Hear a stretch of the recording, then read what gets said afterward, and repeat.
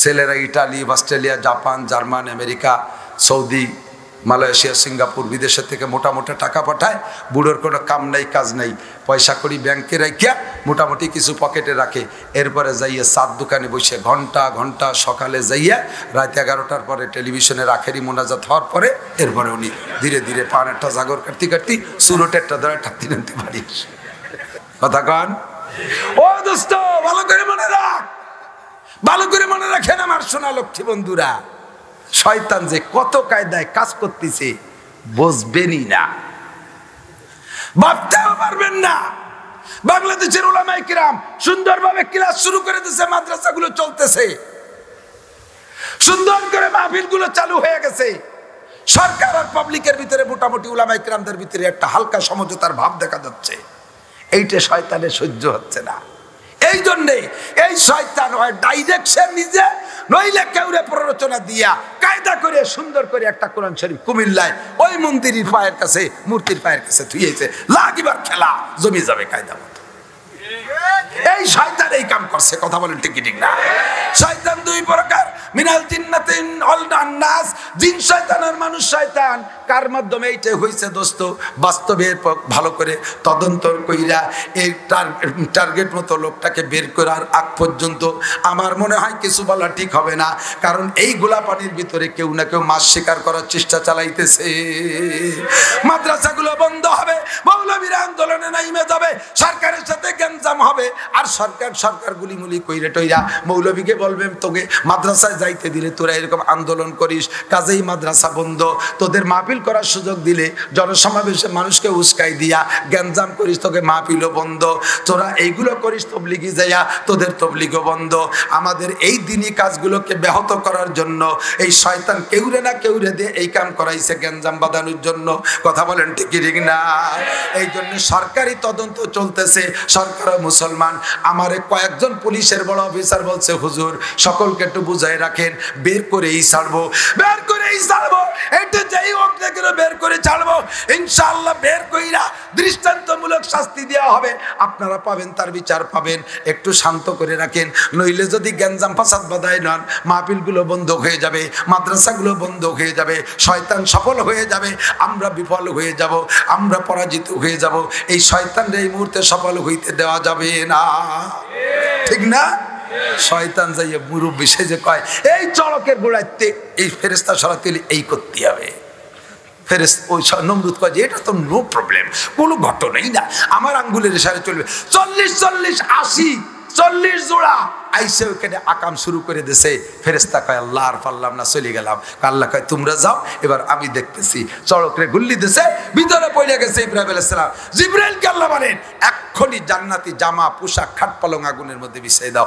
জিবরাইল কয় এত অল্প সময়ের ভিতরে চড়ক তো ফেলানো হয়ে গেছে, এখন আমি এত তাড়াতাড়ি কি করবো? 600 ডানা ব্যবহার করে জান্নাত থেকে খাটের টাইনে ভিতরে বিছিয়ে দিলাম, আর জান্নাতি জামা ইব্রাহিম আলাইহিস সালামের সারা গায়ে পরাই দিলাম। জোরে কোন সুবহানাল্লাহ। ধৈর্য ধরলে ইমানি পরীক্ষা পাশ করতে পারলে পুরস্কারের নগদ পাওয়া যায়, ঠিক কি ঠিক না? এখন ইব্রাহিম আলাইহিস সালাম খাটের পর বসা, জিবরিল আলাইহিস সালাম জিজ্ঞেস করছে কষ্ট হচ্ছে না তো আপনার? আপনাকে কাছে জিজ্ঞেস করছি নাকি? আপনাকে তো কষ্ট হচ্ছে, নিচে বিজি। ইব্রাহিম আলাইহিস সালামের জিবরাইল কয় কষ্ট হচ্ছে না তো? আগুনের তাপ, কয় তাপ, আগুনে তো তাপই নাই। কন্যা সুবহানাল্লাহ।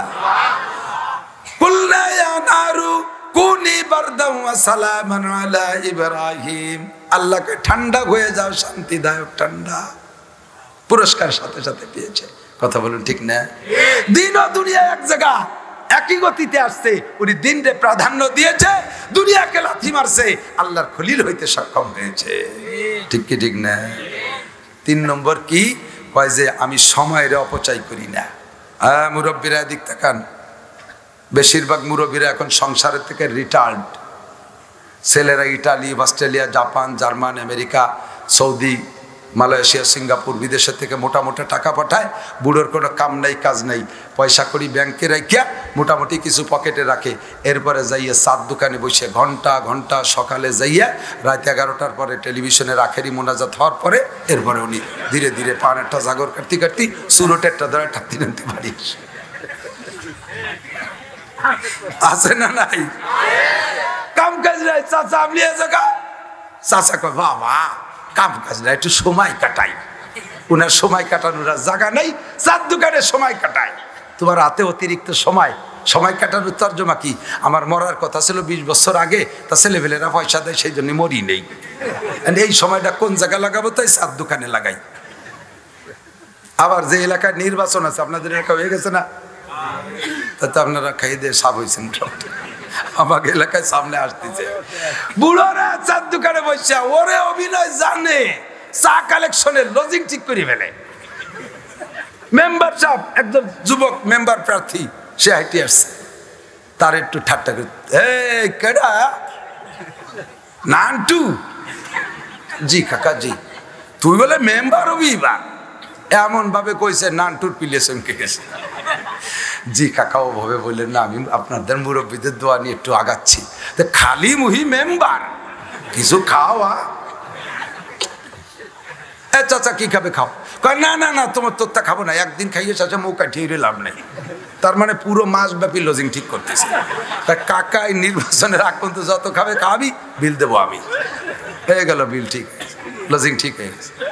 10 মেম্বারে ভোট দিয়ে জায়গায় বসে লজিং ঠিক করছে। জম্মের খাওয়া খা। চেয়ারম্যান তো আর একটা সম্মানী মানুষ, তার সাথে আর ওরকম বলতে পারে না। চেয়ারম্যান সাহেব যে প্রার্থী আসলে, ও বাবা তুমি এবার চেয়ারম্যানিতে দাঁড়াচ্ছ না? আমি আজ রাত্রি স্বপ্নে দেখতেছি যে তুমি চেয়ারম্যান হয়ে গেছো। এর তাজা মিথ্যে কথা। বাবা আমার নজরে তোমার মতো আর একটাও নাই। এ যে কটা দাঁড়াইছে দামলা দুমলো, কতি কতি আর একটা আইছে। ও বাবা তুই আইছিস, তোরেও দেখছি। এখন চেয়ারম্যান সাহেবরা তো ওদিক থেকে লজিং তো মেম্বার বাড়ি ঠিক হয়ে গেছে, চেয়ারম্যান সাহেব তো কিছু দিতে হবে মুরব্বী। চেয়ারম্যান সাহেব কাকা একটু উঠে আসেন তো গেছে, কি বাবা দেবো তো তোমারই দেবো, তুমি ভোট দিয়ে কি খাইছেন কি খাবেন? না না না না ওই যাচ্ছে নান্টু খাওয়াইছে। তাহলে চেয়ারম্যানের আর খাওয়ানোর অপশন খোলা নাই। চেয়ারম্যান বলতে, তা কাকা আমি তো খাইতে পারলাম না, আপনার মনে যখন যা কিছু চাই একটু কিছু কিনে খাইয়েন মোহাব্বতের সাথে কিছু। ওদিকে মুখ দেখায়, না না না না না এইগুলো না, নাচির হুজুর কইছে এ ভোট বেচাটা হারাম, এ বলে শুয়ারের পায়খানা চাইতে, না না না না না। আবার বুড়াইয়ে পকেট হাতের কাছে আগুই দেয়।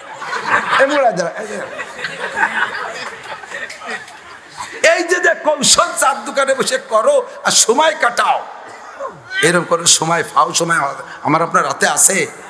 হাতের মালিক কে? এই 20 বছরের মালিক কে?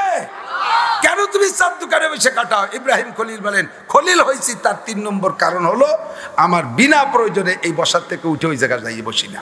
যেখানে বসে আছি ও জায়গায় যদি সরিয়ে বসলি, ওই আখিরাতের কোনো লাভ হবে, নইলে দুনিয়ার কোনো বৈধ লাভ হতে হবে। দুনিয়ার কোনো বৈধ লাভ হতে হবে, নইলে কোনো নেকি হতে হবে, নইলে আমি বসার থেকে উঠে ওই জায়গা সরিয়ে বসি না। আমি একটা সেকেন্ড সময় অপচয় করি না।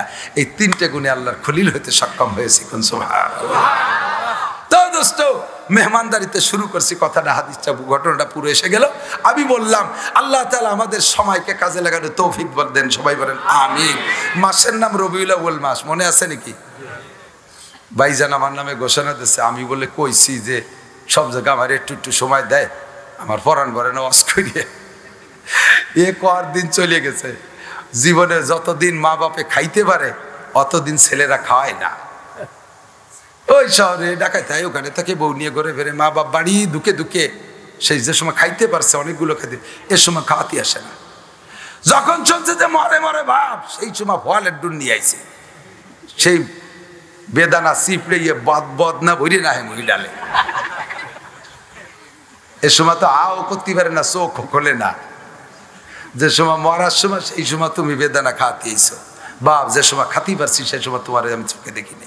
আছে না নাই? এখন বুড়ো হয়ে যাচ্ছি, কত পরিশ্রম জানেন।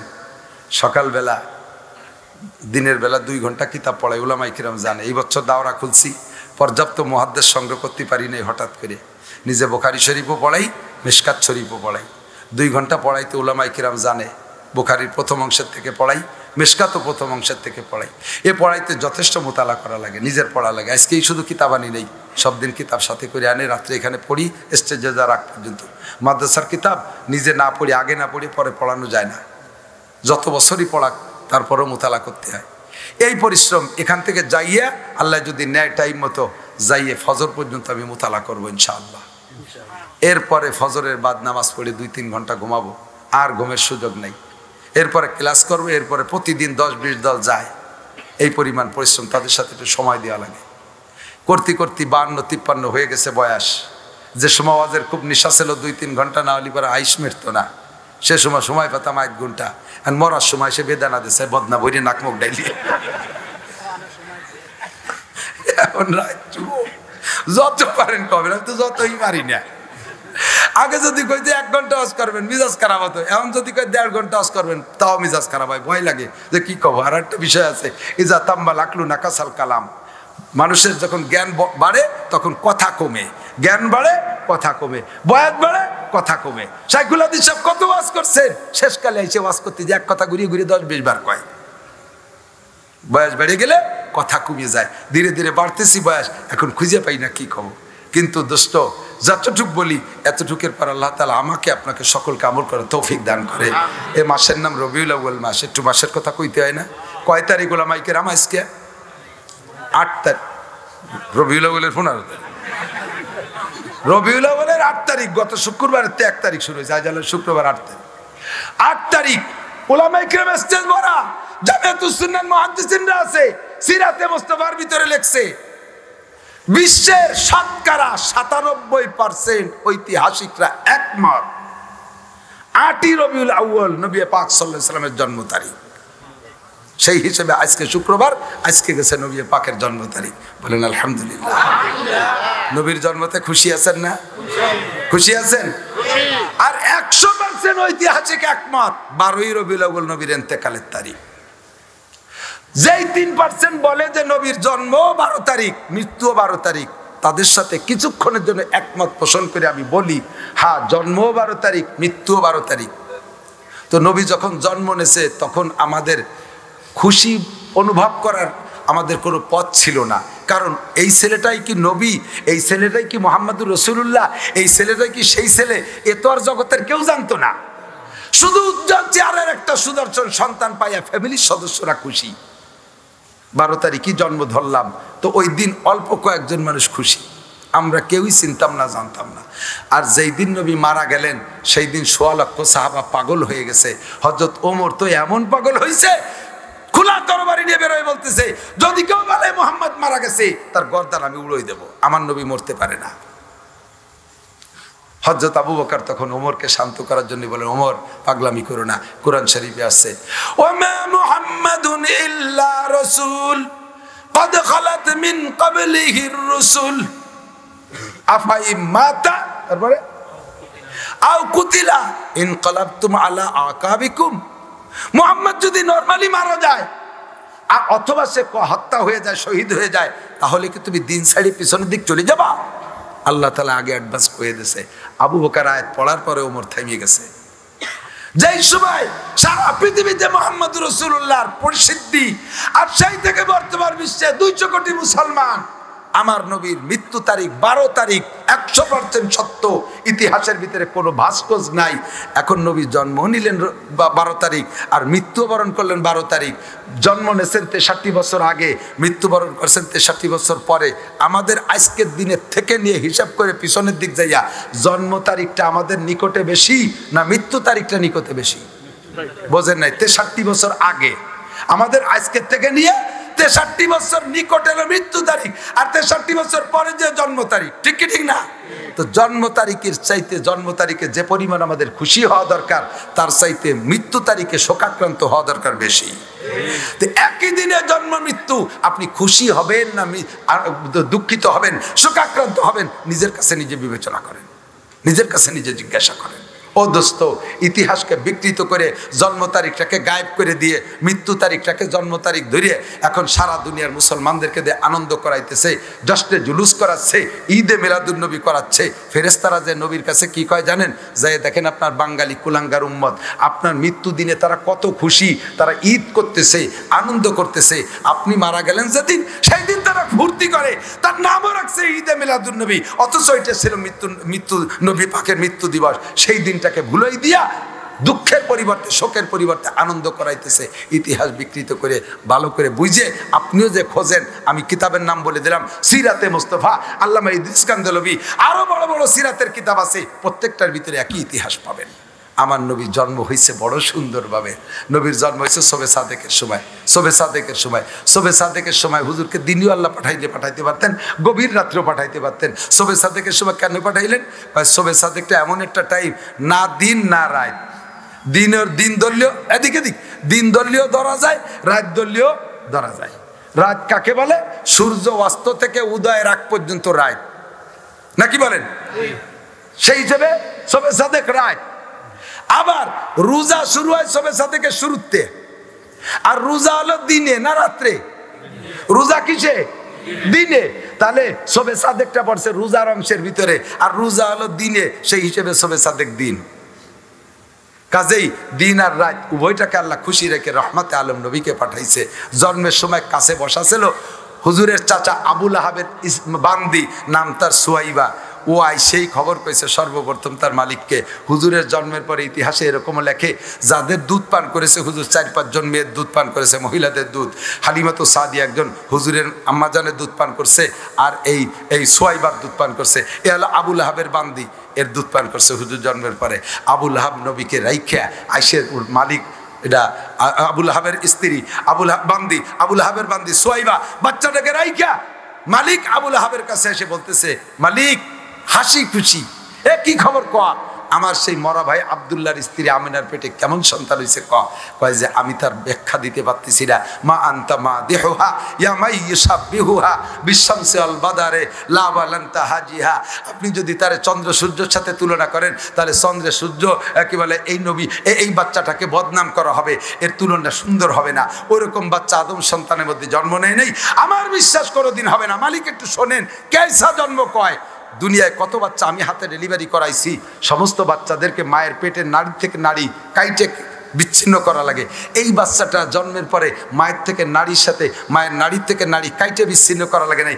এমনিতেই নাড়ি কাটা অবস্থায় জন্ম নিয়েছে এ তো আমি কোনোদিন দেখিনি আবুল আহাব চোখ বড় করি এ কি কোষ এর মায় নাকি বলে হ্যাঁ আমি নিজে প্রত্যক্ষদর্শী আর একটা শুনবেন মালিক কয় যে দুনিয়ায় কত বাচ্চা ডেলিভারি করাইছি গায়ে ময়লা রক্ত বিজলে থাকে এই বাচ্চাটা কেমন 7 বার গোসল করায় নিয়ে পরিষ্কার পরিচ্ছন্ন যাররা পরিমাণ ময়লা তার গায়ে নাই আরো চোখ বড় যে কোষ কি বাচ্চা আর কিছু আছে রে কয় আর একটু শুনবেন বলে হ্যাঁ কয় কত পুত্র সন্তান ডেলিভারি করাইলাম জন্মের কিছুদিন পরে মুসলিম জাতির পিতা ইব্রাহিম খলিলের সুন্নতে বাচ্চাদেরকে খাতনা করাই দিতে হয় 6-7 বছর বয়সে এই বাচ্চাটা মাকতুন খাতনা করা অবস্থায় জন্ম নেছে আর কি দেখছিস বল কয় আর যা দেখছি বাচ্চাটা জন্মের সাথে সাথে ঘরটা আলো হয়ে গেছে কোন সুবহানাল্লাহ এই বাচ্চাটা অত নবজাতক বাচ্চা তাকে চিৎ করায় শোয়াই রাখছি অনাসে নিজে মোড় দিয়ে উবুর হইয়া কেবলামুখী হইয়া সিজদায় পইরা গেছে এ তো আর জীবনে কোনোদিন দেখি নাই রে মালিক আবুল আহাব খুশি হইয়া কয় এমন একটা সুন্দর সংবাদ শুনাইলি আয় মালিক আয় বান্দি আয় আঙ্গুলের শাহাদত আঙ্গুলের ইশারা দিয়া সোয়াইবারে আজাদ করে দিয়েছে তুই আর বান্দি না এখন থেকে তুই স্বাধীন মহিলায় পরিণত হইয়া যা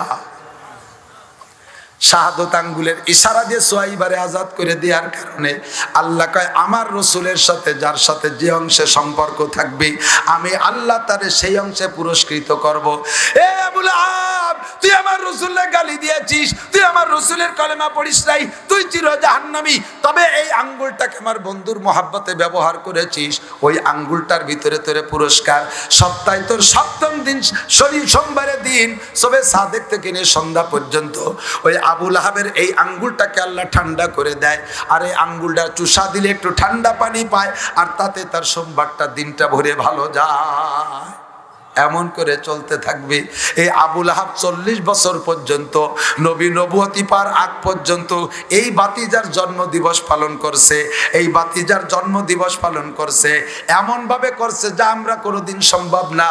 কুরাইশ বংশের সকলকে বলে দিয়েছে স্বর্ণের পেয়ালায় বাতি জ্বালাবি, প্রত্যেক সোমবারে আমার বাতিজার জন্ম দিবস স্মরণে স্বর্ণের পেয়ালায় বাতি জ্বালাবি। এমন করে 40 বছর জন্ম দিবস পালন করছে। অবশেষে এই আবুল আহাব জন্ম দিবস পালন কইরা মৃত্যু দিবসের সময় তারে খুঁজে পাওয়া যায় নাই। আবুল আহাব অভিশপ্ত হইয়া জাহান্নামী হইয়া গেছে। 25 জনরে নিয়া হুজুর গোষ্ঠীর 25 জনরে নিয়ে আবু তালেবের বাড়ি দুপুরে খানা খাওয়াইয়া কলেমার দাওয়াত যখন দিয়েছে, সর্বপ্রথম একেবারে আনজির আশিরাতাকাল আকরাবিন এই আয়াতের আমল কইরা সর্বপ্রথম জবাব দিছে আবুল আহাব। আবুল আহাব কয় তাব্বাল্লাকা ইয়া খাসিস আলিহাজা দাওতানা, কপাল পোড়া, ধ্বংস হয়ে যা মুহাম্মদ। এই গোষ্ঠীর বদনাম করার জন্য তুই ডাইকে নিয়ে আসছিস, আমাদেরকে খাওয়াই দা ইয়া পাম্পট্টি দিয়ে এই কলেমা ফোড়াতে আছিস, তুই ধ্বংস হয়ে যা। নবীর মুখখান বেজার হয়ে গেছে। নবীকে আল্লাহ তাআলা কয় দোস্ত তোমারে একবার তাব্বান লেখা কইছে, একবার কইছে, ওর নামে ডেলি কতবার তাব্বান আসবে তুমি শুনবা। বর্তমান পৃথিবীতে যদি 200 কোটি মুসলমান হয়, কমপক্ষে আর ফেলায় ছাড়াইয়া 1 কোটি মানুষ নামাজ পড়ে। এর সব বাদ দিলাম, আম্মা বাদ 1 কোটি পড়ে, আর 1 কোটি মানুষের ভিতরে কমপক্ষে 1 লক্ষ মানুষ তাব্বাতে দা শুরু করে ডেলি, ঠিক না? তুই একবার তাব্বান লেখা কইছিস, তুই ডেলি 1 লক্ষ বার তাব্বাতে দার বদদুয়া পাবি। তাব্বাত ইয়াদা আবি লাহাবি ওয়া তাব্বা, ধ্বংস হয়ে গেছে। ও দোস্ত, সাহাবায়ে কেরাম মুসলমান হওয়ার পরে কাফের থাকাকালে ওর সাথে কেউ কেউ এই জন্মদিবস পালন করছে, কিন্তু মুসলমান হওয়ার পরে আবু বকর, উমর, উসমান, আলী, তলহা, জুবায়ের, বেলাল, আম্মার, সোহাইব, আশারায়ে মুবাশশারা, বদরি, ওহুদি, খন্দকি, যত সাহাবা ছিল, একজন সাহাবা রাসূলের নবুয়তি পাওয়ার পরে একজন সাহাবা জন্ম দিবস পালন করে নাই, মৃত্যু দিবসও পালন করে নাই। তবে তারা দোয়া করছে আজীবন, এখনো করে। আমার নবীর জন্য দোয়া করার জন্য কোনো সিজন আর মাস আর বতর নাই। 24 ঘন্টা মিনিট, প্রত্যেক সেকেন্ডে সেকেন্ডে দোয়া যাইতে তালে আছে। কতক্ষণ ঠিক না? বোঝেন কিভাবে কোন তো পৃথিবীতে নামাজ ছাড়া একটা মিনিটও কি অতিবাহিত হয়? একেবারে জাস্ট এখনই কোন এক জায়গা জোহরে রক্ত, জাস্ট এখনই এই মুহূর্তে এক জায়গা আসর, এক জায়গা মাগরিব, এক জায়গা ঈশা, এক জায়গা ফজর, ঠিক না? এই মুহূর্তেই এমন করে 24 ঘন্টা নামাজের টাইম ঘুরতেছে, আর কেউ না কেউ এখন নামাজ পড়তেছে। আর যেই নামাজ পড়তেছে তার নামাজের মধ্যে আল্লাহুম্মা সাল্লি আলা মুহাম্মাদ ওয়া আলা আলি মুহাম্মাদ কামা সাল্লাইতা আলা ইব্রাহিম ওয়া আলা আলি ইব্রাহিম ইন্নাকা হামিদুম মাজিদ। আল্লাহুম্মা বারিক আলা মুহাম্মাদ ওয়া আলা আলি মুহাম্মাদ কামা বারাকতা আলা ইব্রাহিম ওয়া আলা আলি ইব্রাহিম ইন্নাকা হামিদুম মাজিদ। মিশকাত শরীফে সেদিন পড়াইছি কিতাবুস সালাতের ভিতরে নামাজের মধ্যে দুরুদের যে বাব আছে তার ভিতরে আল্লাহর নবী বলেন, হাদিস আছে দোস্ত, আল্লাহর নবী বলেন মান সাল্লা আলাইয়া ইনদা, আয় মুসলমান আমার দিক তাকান, মান সাল্লা আলাইয়া ইনদা কবরি, আল্লাহর নবী বলেন যে আমার কবরের কাছে দাঁড়ায়া দুরুদ পড়ে, সামিতুহু, আমি ওইটা শুনি, যে আমার কবরের কাছে দাঁড়ায় দুরুদ পড়ে ওইটা আমি শুনি। আমান সাল্লা আলাইয়া নাইয়ান উবলিগতুহু, যদি কেউ দূর থেকে দুরুদ পড়ে ওইটা আমি শুনি না, তবে ওইটা আমার কাছে পৌঁছাই দেওয়া হয়। সাহাবায়ে কেরাম বললেন মা ইউবলিগুকা সালাম ইয়া রাসূলুল্লাহ, ওগো নবী আপনার কাছে দুরূদ শরীফ কারা পৌঁছায় দেয়? আল্লাহ নবী আরেকটা হাদিস বললেন ইন্না লিল্লাহি মালাইকাতান সাইয়াহিনা ফিল আরদ ইউবলিগুনিস সালাম মিন উম্মতি, আল্লাহ তাআলা পর্যটক ফেরেশতা তৈরি করে রেখেছে, তারা অবিরাম ভ্রমণ করতে থাকে, তারা ভ্রমণ করতে থাকে, সফরে থাকে। আমার উম্মত যে যে জায়গা থেকে দুরূদ শরীফ পড়ে, যে হালাতে, যেই মহব্বতে, যে দরদের সাথে দুরূদ পড়ে, অ্যাড্রেস সহ, ঠিকানা সহ, ওই ফেরেশতা আমার কাছে নিয়মিত মদিনায় দুরূদ শরীফ পৌঁছাইয়া দেয়। আমার দুরুদ কালেকশন করতে কোনো দোকানে যাওয়া লাগে না, কোনো লঞ্চের মিলাদে দুরুদ কালেকশন করতে যাওয়া লাগে না, কোনো সিবোটের মিলাদে আমার দুরুদ কালেকশন করতে যাওয়া লাগে না, বিল্ডিং উদ্বোধনী দোকান মিলাদের দোয়া কালেকশনে দুরুদ কালেকশন করতে আমার যাওয়া লাগে না। আমার দুরুদ আমি জায়গায় বৈশা পাইয়া যাই, ফেরেশতারা রীতিমতো সুবহানাল্লাহ। আমরা অবিরাম নবী পাক সাল্লাল্লাহু আলাইহি ওয়াসাল্লামের শানে দুরুদ পড়বো। আল্লাহ পাক কবুল করুক, বলেন আমিন। কষ্ট হচ্ছে সকলেরই ঠান্ডায়, আমার বাতাসে কষ্ট কষ্ট হয়ে যাচ্ছে, আমার কষ্ট হয়ে যাচ্ছে। 2 নম্বর কথা হলো যে সরফুল মাকানে বিল মাকিন, জাগার দাম বাড়ে ওই জায়গায় বসবাসকারীর কারণে, অবস্থানকারীর কারণে। কথা ঠিক কিনা? বোতল আছে নাকি? এই যে জগ, বোতলই ধরি আমি, মিশাল দিই আমি, বোতল দিয়ে দিতে সুন্দর হয়।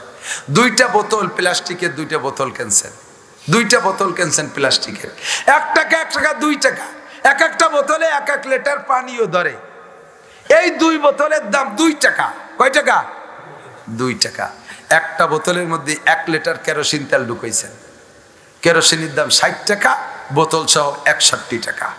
কেরোসিন কিন্তু জরুরি, কারেন্ট না থাকলে শেষে কি করবেন? ব্যাটারিতে চার্জ নাই, আইপিএস এর চার্জ শেষ, কারেন্ট না থাকলে সে কেরোসিন দিয়ে আলগাবাতি হেরিকেন চেরাক মেরাক জ্বালানো লাগে। কেরোসিন জরুরি, একেবারে ফেলাইনি না, কিন্তু দাম হলো 60 টাকা। কত? বোতলের মধ্যে ঢুকাইলে বোতল সহ এবার বোতলের দাম হয়েছে কত? 61 টাকা। আর একটা বোতল খালি রয়েছে, ওর মধ্যে ঢুকাইছেন 1 কেজি ঘি। 1 কেজি ঘির কেজি 1000 টাকা আপাতত ধরি, তাহলে বোতলের দাম হয়েছে কত? ও 1600 টাকা। আমি অনেকদিন কিনে খাই এলো পরের বাড়িতে, দাম শুনে আমার লাভ কি? একজনে এসে কয়, ওরে আল্লাহ, আটার যা দাম বাড়ছে, সবাই শুধু আক্কা বাক্কা খেয়ে গেছে, ওর সর্বনাশ, আটার দাম বাড়ছে। একজনের চেহারার মধ্যে কোনো পরিবর্তন নেই। তুই ভয় পাস না কাকা? আমি হলো রুটি কিনে খাই। আটার দাম বাড়ছে তো আমার, আমি রুটি কিনে খাই। ঘির দাম 1000 টাকা তো জানি, বর্তমানে বলে 1600, কিনে খাইতে তো জানবো কি রে? হাত দিয়ে আসে সব জায়গাতে, কিনে খাওয়া লাগে না আলহামদুলিল্লাহ। তো 1600 টাকা ঘি বোতলের মধ্যে ঢুকাইলে এবার বোতলের দাম হয়েছে 1601 টাকা। বোতল কিন্তু 2টা 1 টাকা দামের, ওটার দাম 61 হয়েছে। ঢুকছে কি? কেরোসিন। এটার দাম হয়েছে 1601 টাকা। কার কারণে? ঘির কারণে। সরফুল মাকানে বিল মাকিন, অবস্থানকারীর কারণে, বসবাসকারীর কারণে অবস্থানের দাম বাইরে যায়। একইভাবে দিন রাত 24 ঘন্টা, সূর্য ওঠে আর ডোবে, এর মাধ্যমে দিন আর রাত হয়। হাকে হঠাৎ করে রমজান মাস এসে গেলে এই মাসের চাইতে সে মাসের দাম 700 গুণ বেশি। কার কারণে? ওর মধ্যে কোরআন ঢুকে গেছে, ওর মধ্যে রোজা ঢুকে গেছে, এই জন্য ওই বোতলের দাম বাড়িয়ে গেছে। ঠিক না? আপনাদের সরকান্দি এই আশেপাশে বেশি দূর না, অল্প দূরের থেকেই আমি চিনেতেই পারতেছি না সরকান্দি কোন জায়গা। তাও কই, মোল্লা মিজান ভাই ওই যে ওই পাশে পুলিয়ার, উনি আসছে মনে হয়, নাকি আসার কথা আছে, আসলে আসতে পারে। চেয়ারম্যান প্রার্থী, হ্যাঁ জি মানায় সদরপুর। উনি আমার, আমি বলতে ভাই সরকান্দি কোন জায়গা, সে চিনতেই পারতেছে না। পরে আমি আরো চিনেলাম এই দিক দিয়ে। চেয়ারম্যান আছে, কত বড় বড়রা আছে, কত বড় পণ্ডিত আছেন, স্কুল কলেজও থাকতে পারে আমি জানি না, অথচ সরকান্দি একটুক দূরিত্বে চেনে না। আগামীকালকে সকালবেলা আমেরিকায় জিজ্ঞেস করবেন সরকান্দি কোন জায়গা কয়ে দিতে পারবে। কাল সকালে আমেরিকা চলে যাবে, রাতারাত আমেরিকা চলে যাবে সরকান্দি, জাপান চলে যাবে সরকান্দি। অন্য কোনো মিডিয়াতে নয়, অন্য কোনো ওয়েতে নয়, চেয়ারম্যানের কারণে নয়, প্রফেসর প্রিন্সিপালের কারণে নয়, কোন জেনারেল শিক্ষিতর কারণে নয়, স্কুল কলেজ ইউনিভার্সিটির কারণে নয়। এই ছোট্ট একটু কোরআনের ঘর তৈরি করেছেন, এর অসিলায় সরকান্দি পৃথিবীর কানাচে কানাচে পৌঁছে যাবে। সরফুল মাকানে বিল মাকিন। এবার সরকান্দির বোতলের দাম হয়েছে 1601 টাকা।